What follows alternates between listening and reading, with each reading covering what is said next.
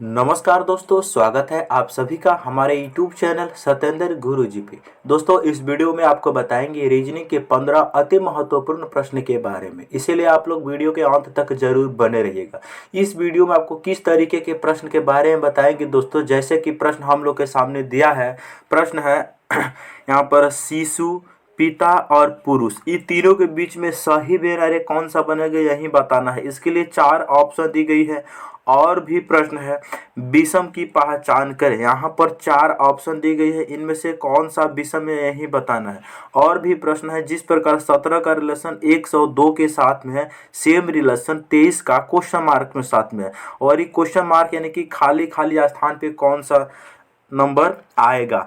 और भी प्रश्न है, लुप्त संख्या ज्ञात करें, हमारे पास 3/3 की मैट्रिक्स दी हुई है, यहाँ पर जो क्वेश्चन मार्क है ना, इसके जगह पे क्या आएगा, ठीक है। और ये पार्ट नंबर 50 है दोस्तों, देख रहे हैं, ये पार्ट नंबर 50 है दोस्तों। जिसने पार्ट नंबर 49 तक नहीं देखे हैं तो इस चैनल के वीडियो सेक्शन में जाकर जरूर देख लीजिए, क्योंकि सारे पार्ट मोस्ट इंपोर्टेंट प्रश्न का है, ठीक है। तो आइए दोस्तों देखते हैं पहले नंबर प्रश्न से। चलिए, पहला नंबर प्रश्न आप लोगों का ब्लड रिलेशन से है। पहला नंबर प्रश्न क्या कहता है, ध्यान से देखिए। कह रहा है एक्स वाई और जेड का पिता है। मेरे दोस्त, एक बात मैं बता देता हूँ, अभी तक आपने अगर ब्लड रिलेशन हमसे नहीं पढ़े हैं तो फैमिली ट्री बनाने में आपको दिक्कत हो सकती है। तो आप क्या करें मेरे दोस्त, मेरे चैनल पे एक प्लेलिस्ट बना हुआ है ब्लड रिलेशन का। सबसे पहले वहाँ से आप लोग देखिए कि फैमिली ट्री हम लोग बनाते कैसे हैं, उसके बाद तब इस क्वेश्चन को अच्छे से समझ सकते हैं। तो यहाँ पर क्या है, देखो, यहाँ पर एक क्वेश्चन बोला है एक्स और वाई, एक्स वाई और जेड का पिता है, पी क्यू की माँ है, क्यू वाई की बहन है, तो एक्स और पी के बीच क्या संबंध है, ठीक है। आप लोग वीडियो को रोक लीजिए और अपने से ट्राई कीजिए और जरूर कमेंट करके बताइए कि आपने कितने प्रश्न सही कर पाए हैं, ठीक है। चलिए, तो हम बताते हैं इस क्वेश्चन को कैसे करेंगे। जहां भी पुरुष जेंडर होगा उसको हम त्रिभुज में बंद करेंगे, और महिला जेंडर होगा उसको सर्किल में बंद करेंगे। ये दो बात को हमेशा के लिए याद रखेंगे। कह रहे हैं, ध्यान से देखेंगे, एक्स एक्स जो है वाई और जेड का पिता है। इसका मतलब है मेरे दोस्त, जो एक्स है ना वो वाई और जेड दोनों का पिता है, तो वाई और जेड ये दोनों इनसे नीचे आ जाएगा, क्योंकि इनसे पिताजी है। तो इसका मतलब वाई और जेड या तो भाई बहन होगा या दोनों भाई होगा, कुछ भी हो सकता है। यानी एक्स के दोनों क्या है, लड़का है। ये बात को आप लोग समझ रहे हैं। जो वाई और जेड का क्या है, पिताजी है एक्स, और एक्स पिता है, तो इसीलिए इसको हम बंद करेंगे त्रिभुज में, ठीक है। चलो आगे क्वेश्चन कहता है पी क्यू की माँ है। यहाँ पर तो इस लिंक बात नहीं कर रहा थी, इसको अलग से बना लेते हैं। पी जो है वो क्यू की माँ है, पी क्यू की माँ है, अब माँ है इसीलिए इसको हम सर्किल में बंद करेंगे। ये बात को समझ रहे हैं, ताकि मालूम चलेगा कि कौन फीमेल है और कौन महिला है। आगे पॉइंट एक और है, क्यू क्यों वाई की बहन है। जो क्यों है मेरे दोस्त वो बहन है, किन की, वाई की बहन है, तो वाई की जस्ट सामने आ जाएगी। अब बहन है इसीलिए इसको हम सर्किल में बंद कर देंगे। अच्छा मेरे दोस्त, यहाँ पर अभी तक वाई और जेड का लिंग मालूम चला, जेंडर मालूम नहीं चला कि दोनों पुरुष है कि दोनों महिला है, तो ऐसे ही छोड़ देंगे। अच्छा, एक पॉइंट यहाँ पर हमने बनाकर छोड़ा है कि पी क्यों की माँ है, तो यहाँ पर बनाना होगा पी, यहाँ पर बनाना होगा हम लोगों को पी बनाएंगे तो पी यहाँ पर बनाएंगे। अब पी माँ है तो इसका मतलब इसको हम लोग सर्किल में बंद करेंगे। अब यहाँ से मेरे दोस्त फैमिली ट्री बन के रेडी हो चुका है। तो यहाँ से निष्कर्ष के रूप में क्या पूछा गया है, तो एक्स और पी के बीच में क्या संबंध है, एक्स और पी के बीच में क्या संबंध है मेरे दोस्त। तो यहाँ पर देख रहे हैं, देखो ध्यान से, एक्स का वाई जो है, एक्स का या तो बेटा होगी या बेटा होगा, बिल्कुल बेटी होगी या बेटा होगा। अच्छा, वाई की बहन कौन है, क्यों, इसका मतलब क्यों और वाई और जेड ये तीनों भाई बहन हो सकते हैं। तो इसका मतलब है कि वाई का पिताजी है एक्स और क्यों का माँ है पी, ठीक है। और क्यों जो है वाई की बहन है, इसका मतलब ये दोनों पति पत्नी होंगे, तभी तो जाकर मेरे दोस्त, क्योंकि वाई के पिता एक्स, क्यों की माँ पी, और क्यों और वाई के बीच में बहन का रिश्ता है, इसका मतलब ये दोनों पति पत्नी होंगे। लेकिन हम लोगों से क्वेश्चन पूछा गया है एक्स और पी के बीच क्या संबंध है, तो एक्स और पी पति पत्नी है, इसका राइट आंसर ऑप्शन बी हो जाएगा सही, ठीक है मेरे भाई। ऐसे बनाया जाता है ब्लड रिलेशन को, इतना सा केवल सॉल्यूशन है। आप फैमिली ट्री बनाना बिल्कुल मिस ना कीजिएगा, जाकर फैमिली ट्री आप लोग जरूर बनाइए। चलिए अगले क्वेश्चन की ओर अब हम लोग बढ़ेंगे। अगला क्वेश्चन है, निम्नलिखित समीकरण को सही करने के लिए किन दो चिन्हों को परस्पर बदलना होगा।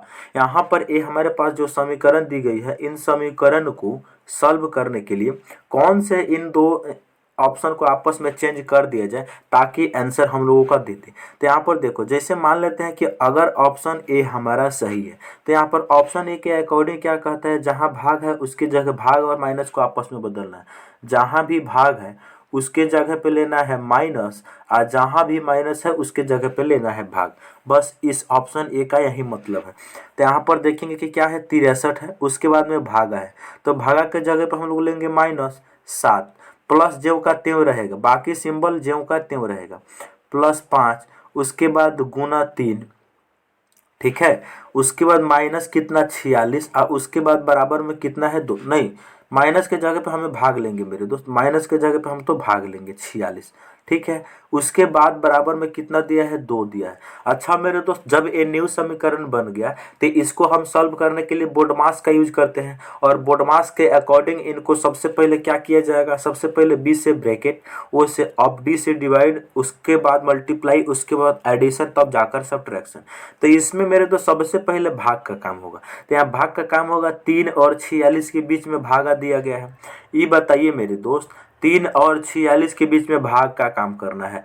क्या 3 को 46 भाग करेगा पूरा पूरा? नहीं करेगा, दशमलव में ला देगा। तो इसका मतलब है कि मेरे दोस्त ये पूरा जो मैथमेटिक ऑपरेशंस है ना मेरे दोस्त, वो केवल भाग के सिंबल को देखते ही 90% क्वेश्चन सॉल्व हो जाते हैं। 90% क्वेश्चन भाग का सिंबल देखकर ही सॉल्व हो जाता है। ये बताइए 3 46 से कभी डिवाइड होगा? नहीं होगा। तो हम इसको पहले चेक नहीं करेंगे, हम ऑप्शन अब बी को चेक करेंगे। ऑप्शन बी के अकॉर्डिंग क्या कहता है, जहाँ गुना है उसके जगह पे लेना है प्लस, जहाँ भी गुना है उसके जगह पे लेना है प्लस, और जहाँ भी प्लस है उसके जगह पे लेना है गुना। ये बात को समझिए। तो यहाँ पर क्या है, 63 ऐसे ही ठीक है, भागा 7, यहाँ प्लस प्लस है, इसके जगह पे क्या लेना है, गुना लेना है 5, उसके बाद गुना है इसके जगह पे प्लस लेना है, अब -46 ऐसे ही ठीक है, अब बराबर में इधर 2 तो देवे किया है। अब इनको सॉल्व करो मेरे दोस्त। चलो, तो सबसे पहले बोडमास के अकॉर्डिंग भाग का काम होगा, तब जाके गुना का। तो हम यहाँ पर क्या करेंगे, सबसे पहले भाग करेंगे। तो ये 63 को 7 से भागा करेंगे तो कितना हो जाएगा मेरे भाई, 9 हो जाएगा। यहाँ गुना तो 5 देवे किया है, प्लस का 3, माइनस का 46, आप बराबर में कितना दिया है, तो 2 दिया है। अब हम इन दोनों को गुना का काम करेंगे तो ये हो जाएगा 9 पचे कितना, 45 हो जाएगा। 9 पचे कितना, तो 9 पचे 45 हो गया। उसके बाद प्लस का यहाँ पर 3 है, और तब जाके ये बराबर को मिटा देते हैं। 9 पचे कितना हो गया, 45 हो गया, और उसके बाद क्या है, प्लस 3, उसके बाद -46, बराबर में इस साइड में क्या दिया गया है, तो 2 दिया गया है। अब हम इनको सॉल्व करते हैं। सबसे पहले यहाँ पर अब क्या करेंगे, प्लस वाले को एक साथ जोड़ लेंगे। तो 45 में प्लस हम 3 को जोड़ेंगे, कितना हो जाएगा, 48। 48 इधर बचेगा। अब माइनस का कितना है, 46, अब बराबर का इस साइड में कितना दिया गया है, 2 दिया गया है। अब हम इनको सॉल्व करेंगे। 48 में से 46 जाएगा तो 2 बचेगा, अब बराबर के उस साइड में भी 2, यानी कि LHS बराबर RHS। कहने का मतलब बायां पक्ष बराबर दायां पक्ष आ गया। इसका मतलब ऑप्शन नंबर बी इसका राइट आंसर सही है। ठीक है, तो मैं उम्मीद करता हूं कि आप लोग इस प्रकार के प्रश्न को समझ चुके होंगे। बढ़ते हैं अब हम लोग अगले क्वेश्चन की तरफ। अगला क्वेश्चन 3 नंबर क्या कहता है, कहता है यदि किसी दिए गए वर्ष में 10 मई को सोमवार था, यदि किसी दिए गए वर्ष में 10 मई को सोमवार था तो उसी वर्ष में 11 जुलाई को सप्ताह का कौन सा दिन होगा। बड़ा ही इंपॉर्टेंट प्रश्न है मेरे दोस्त। कह रहा है किसी दिए गए वर्ष में 10 मई को सोमवार है तो उसी वर्ष 11 जुलाई को सप्ताह का कौन सा दिन होगा। तो यहाँ पर करेंगे क्या हम लोग, मई से लेकर जुलाई तक, मई उसके बाद जून उसके बाद जुलाई, ये तीनों महीने में टोटल विषम दिन हम लोग काउंट कर लेंगे। टोटल विषम दिन हम लोग काउंट करेंगे। कैसे करते हैं, हम कैलेंडर का आपको एक रूल बताएं कि जब भी कैलेंडर में विषम दिन निकालते हैं ना, तो जो पहला महीना होता है उसमें हमेशा लिखते हैं बची हुई तारीख, जो आखिरी महीना होता है उसमें हम लोग लिखते हैं दी गई तारीख। तो यहाँ पर जो पहला महीना है क्या है, पहला महीना हम क्या लिखेंगे, 10 मई है ना। अप्रैल मई जो महीना होता है मेरे दोस्त वो 31 दिन का होता है, ठीक है। देखो हम आपको बता देते हैं, देखो ध्यान से क्या चीज़, कि अप्रैल अप्रैल जून सितंबर और नवंबर, अप्रैल जून सितंबर नवंबर जो महीना होता है 4 गो, ये 30 दिन का होता है। बाकी सारे महीना 31 दिन के होते हैं, ठीक है। तो यहाँ पर जो मई है वो 31 दिन का होगा, जिसमें से 10 दिन हमने यूज कर लिया है, तो 10 दिन घटा लेंगे, कितना बचेगा मेरे भाई, 21 दिन बचेगा। तो यहाँ पर मई में केवल 21 दिन ही जोड़ा जाएगा मेरे दोस्त, ठीक है, 21 दिन प्लस मई जून, यहाँ पर जून आ गया। जून जो महीना होता है वो 30 दिन का होता है मेरे दोस्त, ठीक है। अप्रैल जून सितंबर नवंबर, तो ये मई जून, उसके बाद जुलाई। जुलाई जो महीना होता है 31 दिन का होता है, लेकिन इसमें दी गई तारीख, कितना तारीख दिया है, 11, तो 11 तक ही हम लोग रह जाएंगे। अब हम इनको ऐड कर देंगे, तो ऐड करेंगे तो कितना हो जाएगा मेरे दोस्त, देखो यहाँ पर सबसे पहले 7 से भागा देकर इसको भी छोटा कर दो ताकि जोड़ने में दिक्कत ना हो। यहाँ पर हो जाएगा 21 को, जब हम मेरे दोस्त 21 को जब हम 7 से डिवाइड करेंगे तो कितना हो जाए, रिमाइंडर बचेगा 0। जब हम 30 को 7 से भागा करेंगे तो रिमाइंडर बचेगा कितना, 2 बचेगा। और जब हम मेरे दोस्त 11 को 7 से भागा करेंगे तो रिमाइंडर कितना बचेगा, 4 बचेगा। अब हम इनको ऐड करेंगे तो 2 और 0, 2 और 4 6, कितना आ गया, इन दोनों को जोड़ने के बाद मेरे दोस्त 6 आ गया कि नहीं। ये बात को आप लोग समझ रहे हैं, यानी विषम दिन जोड़ने पर कितना आ गया, 6 आ गया। अब यहाँ पर जो 6 आया है ना, यही क्या है, विषम दिन। 7 के शेषफल को ही विषम दिन बोला जाता है। तो ये क्या आ गया, 6 आ गया विषम दिन। तो 6 विषम दिन आ गया ना। तो इस विषम दिन को हम क्या करेंगे जानते हैं, कैलेंडर में अगर हम लोग आगे जा रहे हैं तो निकाले गए और डेज को हम लोग प्लस करेंगे, अगर कैलेंडर में हम लोग पीछे जा रहे हैं तो निकाले गए और डेज को माइनस करेंगे। यहाँ पर बताइए, मई से हम लोग जा रहे हैं जुलाई में, इसका मतलब है कि कैलेंडर में हम लोग आगे जा रहे हैं, बिल्कुल। तो यहाँ पर जो सोमवार दिया हुआ है, इस सोमवार में इसको जोड़ देंगे, जो सोमवार दिया हुआ इसमें 6 दिन जोड़ देंगे। तो सोमवार में 6 दिन जोड़ेंगे तो कौन सा दिन आ जाएगा, कौन सा दिन आ जाएगा, जानते हैं कौन सा दिन आ जाएगा, 6 दिन में हम सोमवार जोड़ेंगे तो यहाँ पर रविवार आ जाएगा, ठीक है। तो इसका राइट आंसर हो जाएगा रविवार, जो कि ऑप्शन नंबर ए में दिया गया है मेरे भाई, ठीक है। ऐसे बनाया जाता है इस प्रकार के प्रश्न को। चलिए अब हम लोग बढ़ते हैं अगले क्वेश्चन की तरफ। अगला क्वेश्चन क्या है, 4 नंबर, काफ़ी इंपॉर्टेंट है। अच्छा मेरे दोस्त, मैं आपको बता देता हूँ, अभी तक आपने अगर वीडियो को लाइक नहीं किया तो वीडियो को लाइक कर दीजिए, और चैनल पर नए हैं तो जरूर सब्सक्राइब करें। यहाँ पर जो क्वेश्चन कह रहा है शिशु है, पिता है और पुरुष है, ये तीनों के बीच में सही बेनारे कौन सा होगा, यही बताना है।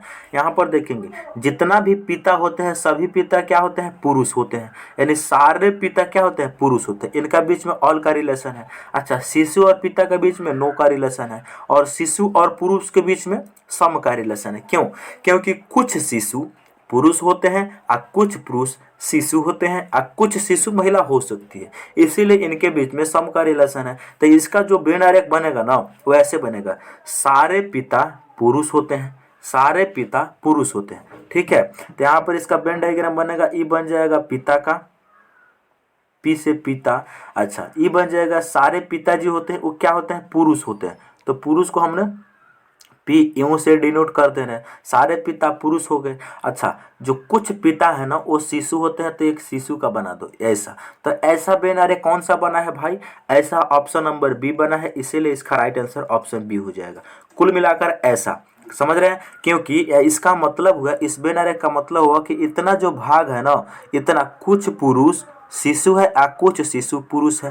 यहाँ पर सारे पिता पुरुष के भीतर आ गए, तो इसका वेन डायग्राम ऐसा बनेगा।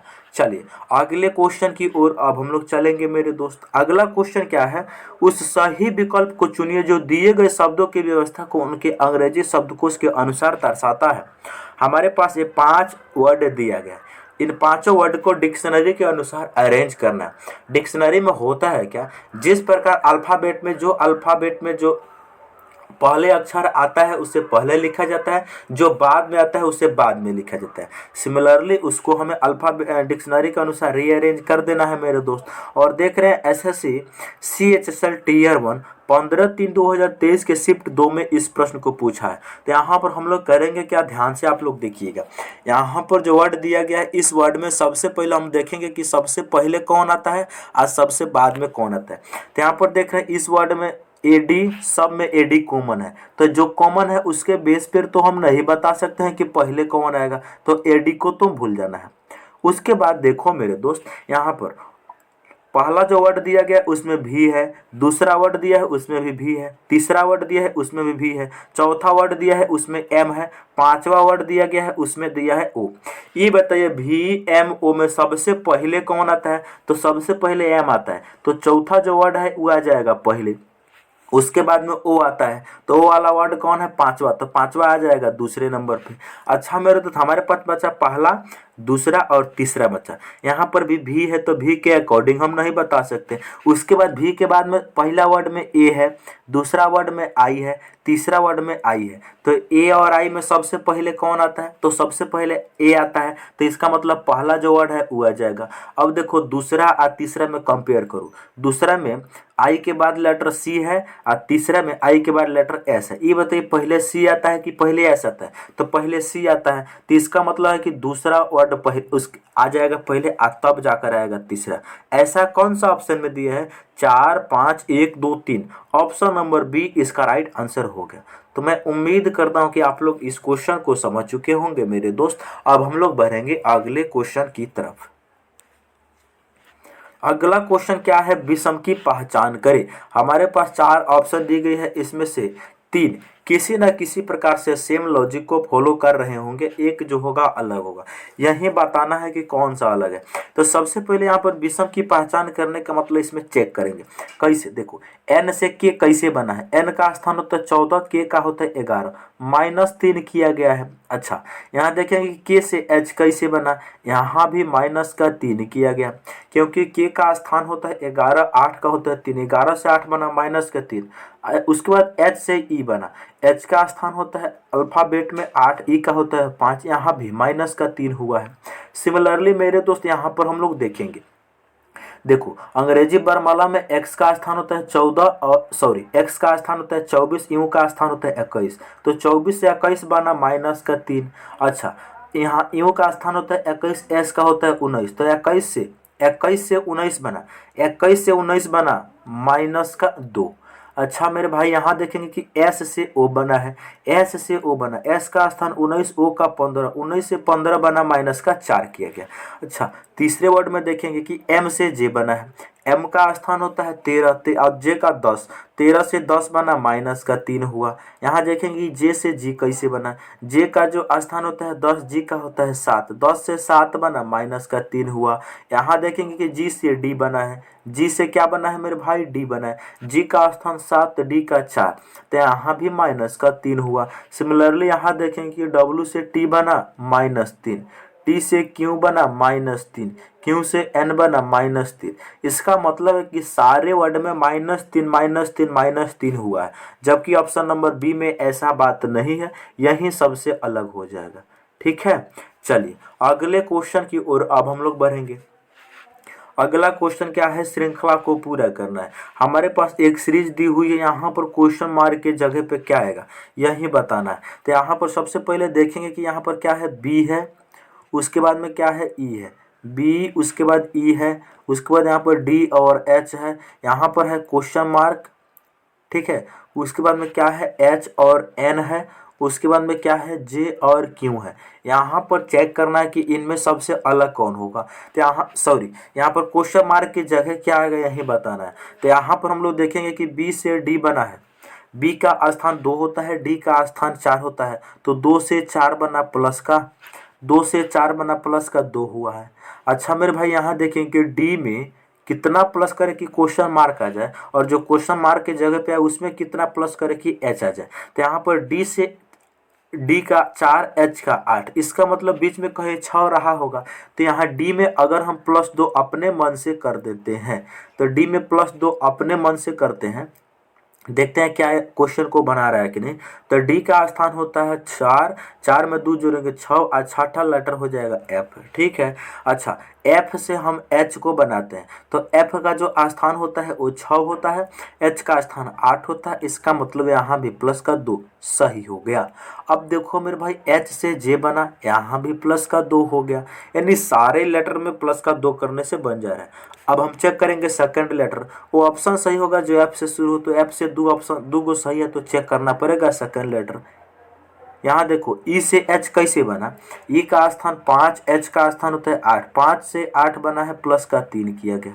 उसी प्रकार यहाँ भी प्लस का 3 करके हम लोग देखेंगे कि प्लस का 3 करके आ रहा है आंसर कि नहीं। तो यहाँ एच का जो स्थान होता है 8 होता है, 8 में 3 जोड़ेंगे तो 11, और 11वें स्थान पे जो लेटर आता है के आता है। उसी प्रकार अब हम के से एन प्लस 3 करने से हो रहा है कि नहीं, के का स्थान है 11, एन का 14, प्लस 3 करने पे आ रहा है, बिल्कुल सही बात है। उसी प्रकार एन से क्यों बन रहा है कि नहीं, एन का स्थान 14, 14 में हम लोग 3 को ऐड करेंगे तो जाके क्यों बन जाएगा। इसका मतलब कि क्वेश्चन मार्क के जगह पर क्या आया, एफ और के आया है, एफ और के आया है, और इसको किस ऑप्शन में रखा गया, इसको ऑप्शन नंबर बी में रखा गया, देख रहे हैं। चलिए, तो मुझे उम्मीद है कि आप इस क्वेश्चन को समझ चुके होंगे मेरे भाई। अब हम लोग बढ़ते हैं अगले क्वेश्चन की तरफ। अगला क्वेश्चन क्या है, जिस प्रकार 17 का रिलेशन जो है 102 के साथ में सिमिलरली 23 का रिलेशन यहाँ पर खाली स्थान जो है उसके लिए दिया गया है।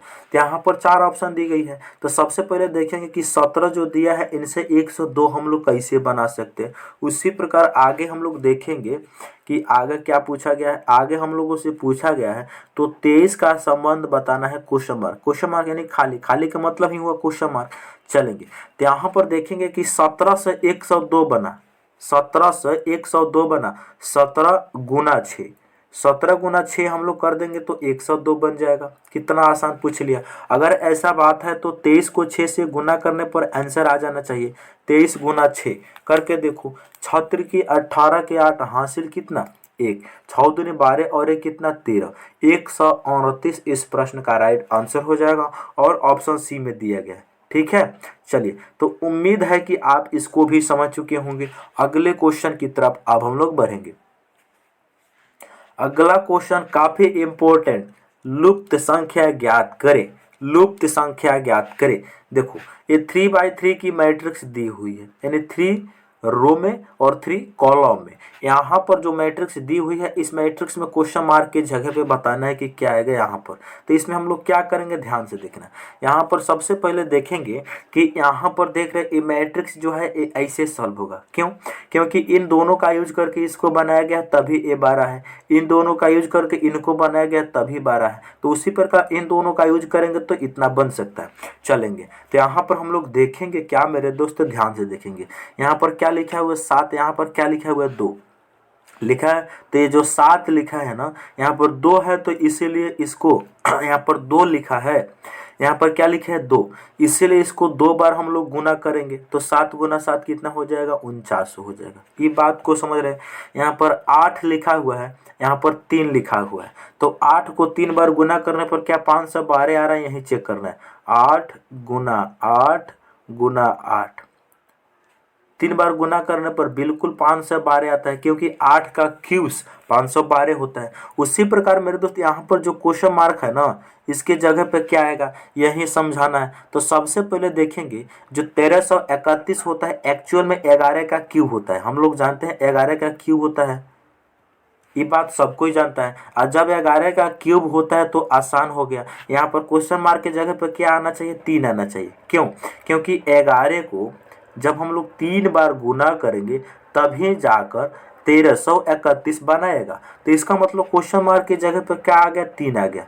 इसका right answer option number A हो गया। यहाँ पर लॉजिक क्या है मेरे दोस्त, फाइनली आपको मैं लॉजिक बता देता हूँ। देखो, जो 7 है इसको 2 बार गुना करने पर 49 आ रहा है। तुम चाहो तो इसको ऐसे भी कह सकते हो, कैसे, 7 के स्क्वायर कर दो, 7 के यहाँ पर 2 है तो स्क्वायर कर दो तो 49 आ जाएगा। यहाँ पर 3 है तो क्यूब्स करो 512 आ जाएगा। यहाँ पे कितना रखे कि 1331 आ जाए, तो यहाँ पर क्यूब्स करने पर ही 1331 आएगा। तो इसका राइट आंसर यहाँ पर 3 हो जाएगा मेरे भाई। ठीक है। चलिए अगले क्वेश्चन नंबर 10 काफ़ी इम्पोर्टेंट है, विषम की पहचान करें। यहाँ पर हमारे पास 4 ऑप्शन दी गई है, इन चारों ऑप्शन में से कौन सा ऑप्शन सही होगा यही हम लोग को चेक करना है। तो सबसे पहले यहाँ पर हम लोग देखेंगे कि यहाँ पर क्या लॉजिक को लगाया जाएगा। देखो ध्यान से, यहाँ पर हम लोग देख रहे हैं कि ऑप्शन नंबर अगर हम लोग डी से देखें तो 1 से 4 हम लोग कैसे बना सकते हैं। 1 से 4 बनाने के लिए फाइनली हम लोगों को क्या करना होगा, अगर हम लोग 1 का क्यूब करें आप +3 कर दे तो 4 बन जाए, क्योंकि 1 का क्यूब्स करने पर 1 ही होता है और +3 करने पर बन जाएगा 4। उसी प्रकार यहाँ पर देखेंगे कि 3 से 30 बना है, कैसे 3 से 30 बना है, 3 का क्यूब कर दो, 3 का कर दो क्यूब्स अब +3 कर दो, 3 का क्यूब होता है 27, 27 में प्लस का 3 करेंगे 30 बिल्कुल बन जाएगा। सिमिलरली 5 से 128 बनाओ, ऑप्शन नंबर ए को नीचे लिखते हैं क्योंकि ऊपर में स्पेस नहीं है, स्पेस नहीं है। तो यहाँ पर क्या है, 5 का कर दो तुम क्यूब्स, 5 का क्यूब्स हम सभी लोग जानते हैं 125 होता है। 5 का क्यूब्स कितना होता है मेरे भाई, 5 का जो क्यूब्स होता है वो कितना होता है, 5 का क्यूब्स होता है 125 और उसमें प्लस का हम लोग 3 करेंगे तभी जाके 128 बनेगा। जबकि ऑप्शन नंबर सी में ऐसा बात नहीं है, ऑप्शन नंबर सी में ऐसा बात नहीं है, क्योंकि ऑप्शन नंबर सी के अकॉर्डिंग 7 का क्यूब कितना होना चाहिए, 7 का क्यूब होता है 343 और 343 में प्लस का 3 करेंगे तो 346 बनेगा, न कि 352। इसीलिए इनमें सबसे अलग ऑप्शन सी हो जाएगा मेरे भाई। ठीक है, ऐसे बनाया जाता है इस तरीके के प्रश्न को। ठीक है, तो चलिए अगले क्वेश्चन की ओर अब हम लोग चलेंगे। अगला क्वेश्चन नंबर 11 नंबर प्रश्न क्या कहता है, कह रहा है यदि निश्चित कूट भाषा में यदि VIEWER को SFB TBO लिखा जाता है तो उसी कूट भाषा में CASTLE को क्या लिखा जाएगा। देखो तो सबसे पहले यहाँ पर हम लोग देखेंगे मेरे भाई, यहाँ पर लॉजिक क्या है, जैसे भी देखो यहाँ पर क्या है तो भी है, उसके बाद में आई है, उसके बाद में ई है ना, VIE, उसके बाद में W है और उसके बाद में ई है और उसके बाद में R है। इनको उसने कोड क्या किया है, S किया है, उसके बाद में S है, उसके बाद में F है, उसके बाद में B है, ठीक है, उसके बाद में B है, उसके बाद में T है, उसके बाद में फिर से B है और उसके बाद में क्या है, O है। ठीक है, हम लोगों से क्या पूछा गया है, हम लोगों से पूछा गया है, जैसे यहाँ पर देखो क्या पूछा गया है, जैसे CASTL उसके बाद ई है, इनका कोड क्या होगा। तो हम सभी कोई आपको मैं बता देता हूँ मेरे भाई, यहाँ पर जो लॉजिक लगा है वो लॉजिक क्या है ध्यान से देखेंगे।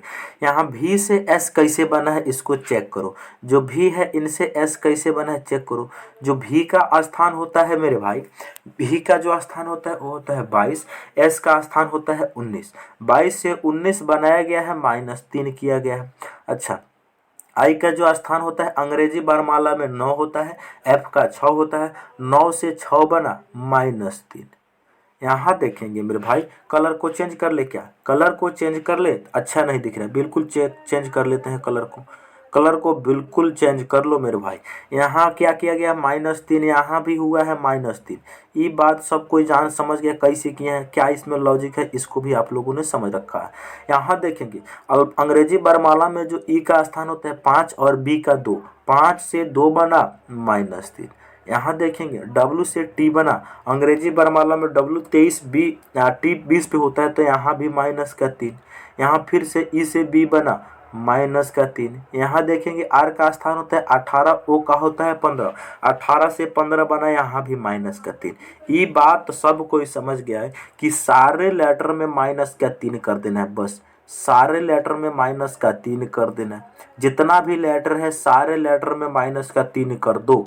अब हम इनको करते हैं, यहाँ C का स्थान कितना होता है 3, 3 में से 3 जाएगा 0 और 0 नंबर पे लेटर कौन सा होता है मेरे भाई, Z होता है, इसको याद रखेंगे। Z का जो स्थान होता है वो एक्चुअल में 26 होता है और 0 भी कहा जाता है।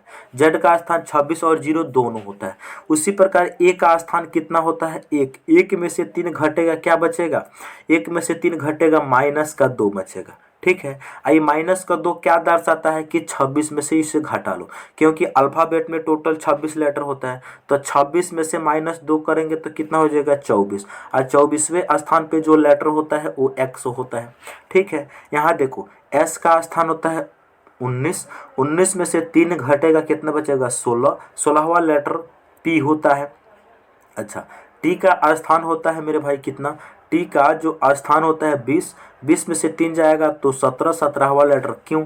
यहाँ एल का स्थान 12, 12 में से 3 जाएगा कितना बचेगा 9, 9वां लेटर आई होता है। यहाँ देखेंगे ई का स्थान होता है 5, 5 में से 3 घटेगा 2, दूसरा लेटर बी होता है। तो इसका राइट आंसर क्या होगा मेरे भाई, ध्यान से देखेंगे, ध्यान से देखेंगे। जेड एक्स, यहाँ देखो इसमें क्या क्या लॉजिक है, यहाँ पर है Z X P Q I B, option number इसका डी सही हो गया। ठीक है भाई, चलिए अगले क्वेश्चन की ओर अब हम लोग बढ़ेंगे, क्योंकि इस क्वेश्चन को आप लोग समझ चुके होंगे। अगला क्वेश्चन क्या है, 12 नंबर, श्रृंखला को पूरा करें। क्या क्वेश्चन है, श्रृंखला को पूरा करें। और श्रृंखला टोटल बेस है रोटेशन मेथड से सॉल्व होता है मेरे भाई, इसको ध्यान रखेंगे। इसमें हम लोग देखेंगे ये जो पंचभुज बना हुआ है, तो यहाँ पर एक क्वेश्चन मार्क अपने मन से लगा लो ताकि समझ में आना है कि श्रृंखला निकलना है। यहाँ पर क्या लॉजिक है, ये जो पंचभुज भुजा दिया हुआ है सब में वही दिया हुआ है, तो फिक्स है कि वही आएगा। जो यहाँ पर जीरो चाहे इसको ओ कह लो, इसका जो रोटेशन चेक करो, पहले यहाँ पर था, अगली आकृति में इसको छोड़कर यहाँ पर आ गया। ये बात को समझ रहे हैं, यानी कि एक क्लॉक वाइज डायरेक्शन में जो जीरो है ना, वो क्लॉक वाइज डायरेक्शन में घूम रहा है, क्लॉक वाइज डायरेक्शन में घूम रहा है। और उसमें लॉजिक क्या है, हर प्रत्येक 2 बार आगे घूम जा रहा है, 1 2, दूसरी बार आगे आ गया। अच्छा, यहाँ पर आ गया, अब यहाँ से 1 2 देख रहे हैं, यहाँ पर आ गया है बिल्कुल, यानी 2 बार आगे घूम रहा है, 2 कोना घूम जा रहा है। फिर यहाँ पर था तो 1 दूसरे स्थान पर यहाँ आ गया। अब देखो मेरे भाई, जब वह यहाँ पर था तो 2 बार आगे घूमने का मतलब ये पहला ये दूसरा, वो यहाँ पर आ जाएगा। तो देखो यहाँ पर कौन सा ऑप्शन में दिया है, तो केवल और केवल ऑप्शन नंबर सी में यहाँ पर दिया गया, ऑप्शन ए गलत, ऑप्शन डी गलत और ऑप्शन बी गलत, क्योंकि ऑप्शन नंबर सी में यहाँ पर गोला दिया गया है, इसीलिए इसका राइट आंसर। क्योंकि जो यह 0 0 है ना, या वो कहो ए, प्रत्येक क्लॉकवाइज में घूम रहा है, 2 बार आगे घूम जा रहा है। ठीक है भाई, चलिए अगले क्वेश्चन क्या कहता है, ध्यान से देखेंगे। अगला जो क्वेश्चन है, दी गई आकृति में त्रिभुज कितने हैं, दी गई आकृति में कितने त्रिभुज हैं यही बताना है। सबसे पहले मैं आपको बता दूं, अगर हमारे पास सिंपल फिगर इतना सा केवल हो, अगर केवल इतना सा सिंपल फिगर हो और यहाँ से एक लाइन ऐसे खींचा गया हो, एक लाइन ऐसे खींचा गया हो और एक लाइन ऐसे खींचा गया हो, ठीक है, ऐसे खींचा गया, और आप लोगों से पूछा गया जाए कि इसमें टोटल कितना त्रिभुज है, तो आप इसको निकाल सकते हैं बिल्कुल। देखो कैसे, ये पहला त्रिभुज बेसिक दिख रहा है, ये दूसरा त्रिभुज दिख रहा है और एक ये तीसरा त्रिभुज दिख रहा है। इसमें टोटल कितना त्रिभुज है भाई, 3 त्रिभुज है इसमें, और इन तीनों को मिलाने के बाद एक नया त्रिभुज ये पूरा बना दे रहा है। तो इस वाले आकृति में टोटल कितना त्रिभुज हो गया भाई, इसमें टोटल जो त्रिभुज हो गया कितना, इसमें टोटल 4 त्रिभुज हो गया। इस आकृति में टोटल 4 त्रिभुज हो गया, और ऐसा ही आकृति को लाकर यहाँ पर छोटा रख दिया गया। तो यहाँ ई बताइए कितना त्रिभुज हो जाएगा, 4 तो ई बड़का में हो जाएगा और 4 ई छोटका में, 4 यहाँ से और 4 यहाँ से, टोटल कितना हो गया 8 हो गया। अब बताओ 8 त्रिभुज तो तुम लोगों ने निकाल रखा, क्या इस आकृति को बड़े वाले में छोटे को रखने के बाद कोई नया त्रिभुज बन रहा है, यहाँ पर नया आकृति ई बन रहा है, क्या यह त्रिभुज है, नहीं है। इसका मतलब इसका right answer option number D केवल 8 हो जाएगा। ठीक है भाई, चलिए अगले क्वेश्चन की ओर अब हम लोग बढ़ेंगे।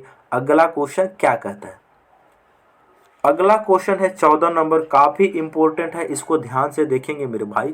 कह रहा है इस कागज को खोलने पर कैसा दिखेगा, इस कागज को खोलने पर कैसा दिखेगा। सबसे पहले ध्यान से देखेंगे, हमारे पास एक कागज था, उसको यहाँ से मोड़कर इतना बनाया गया आकृति, उसके बाद इसको यहाँ से मोड़कर केवल इतना बनाया गया और बीच में एक सर्किल कट लगा दिया गया। अब इनको हम लोग खोलेंगे तो कैसा दिखाई देगा। देखो इसको हम लोग फाइनली करते क्या है, ध्यान से देखना। जैसे यहाँ पर हम 12 सा आकृति बना लेते हैं ताकि आपको अच्छे से मैं समझा सकूँ। यहाँ पर हमारे पास इतना बड़ा पेपर मान लीजिए था, इस पेपर में एक्चुअल हुआ क्या, इस पेपर में एक्चुअल क्या हुआ ध्यान से देखेंगे। इसमें हुआ क्या कि यहाँ से एक ऐसा और एक ऐसा आकृति बचा, बाकी सारे आकृति को हमने तो मोड़ दिया है और मोड़ने के बाद इतना बचा है, सीधा तो बन ही नहीं रहा, सीधा इतना था। यहाँ पर एक कट हमने लगा दिया। अब बताओ मेरे भाई इसको ऐसे मिलाएंगे, ये बताइए मेरे भाई, ये बताइए सबसे पहले आप लोग कि इसका जो खोलने के बाद कैसा दिखाई देगा, कैसे निकालेंगे। देखो लास्ट में मेरे भाई ऐसे मोड़ा गया है, ऐसे मोड़ा गया, तो हम इनको जब खोलेंगे तो ऐसे खोलेंगे। खोलने के बाद यहाँ इस बेस पे इसको खोला जाएगा, तो इस बेस पे खोला जाएगा तो यहाँ पर क्या करो तुम, यहाँ पर दर्पण लगा दो, दर्पण, और दर्पण लगाकर इसका प्रतिबिंब बना दो। बिल्कुल सिंपल सा फंडा है, इसका आंसर 12 जल्दी तुम निकाल सकते हो। तो इसका प्रतिबिंब आ जाएगा यहाँ पर, और फाइनली सबसे पहले इस प्रकार मोड़ा गया था, तो इसको अब खोल दो तुम इस प्रकार से। तो इस प्रकार से जब खोलोगे तो यानी कि इस बेस पे तुम्हें मिरर लगाना होगा, इस बेस पे तुम्हें दर्पण लगाना होगा और इसका प्रतिबिंब बनाना होगा। तो यहाँ पर दर्पण लगा दो और इनका प्रतिबिंब बना दो। देखो इन जीरो का प्रतिबिंब बनाओगे तो यहाँ पर आएगा, और इन जीरो का प्रतिबिंब बनाओगे तो यहाँ पर आएगा। ऐसा कौन सा ऑप्शन में दिया है, ये चारों कोना पे नहीं हो सकता, ये तो 2 गो सर्किल हो ही नहीं सकता, यहाँ पर 8 गो सर्किल नहीं हो सकता। इसका राइट आंसर ऑप्शन ए हो गया। इसको कैसे करना है, जिस बेस पे खोलना है वहां पे दर्पण लगा दो, जिस बेस पे खोलना है वहां पे दर्पण लगा दो, बस बात खत्म। ठीक है, चलिए लास्ट क्वेश्चन। क्वेश्चन क्या है, कह रहा है सभी पक्षी गौरैया है और सभी गौरैया सरीसृप है। यहाँ पर इसका सबसे पहले वेन डायग्राम हम लोग बनाएंगे। सभी पक्षी क्या है, गौरैया है, सभी पक्षी गौरैया के भीतर आ जाएगा। सभी पक्षी क्या है, गौरैया है, ठीक है, सभी पक्षी गौरैया है, और सभी गौरैया सरीसृप है। सभी गौरैया क्या है, सरीसृप है, सरीसृप। तो स से हम डिनोट कर दे रहे हैं। अब इनमें हम लोग क्या पूछा गया है निष्कर्ष के रूप में, इसे चेक करेंगे। निष्कर्ष नंबर 1, कुछ सरीसृप पक्षी हैं। देखो सरीसृप का गोला कौन सा है, ई वाला। अब पक्षी का गोला कौन सा, ई वाला। क्या इसका हिस्सा इतना है, बिल्कुल है, ये बात तो बिल्कुल सही है, क्योंकि कुछ सरीसृप पक्षी है। दूसरा, सभी सरीसृप गौरैया है, ये सभी सरीसृप गौरैया है। ये बताइए मेरे भाई, ये गौरैया सरीसृप का सर्किल इतना है, गौरैया का सर्किल वाला भाग इतना है, क्या ये पूरा का पूरा सर्किल इसके बराबर है, ये बात बिल्कुल गलत है।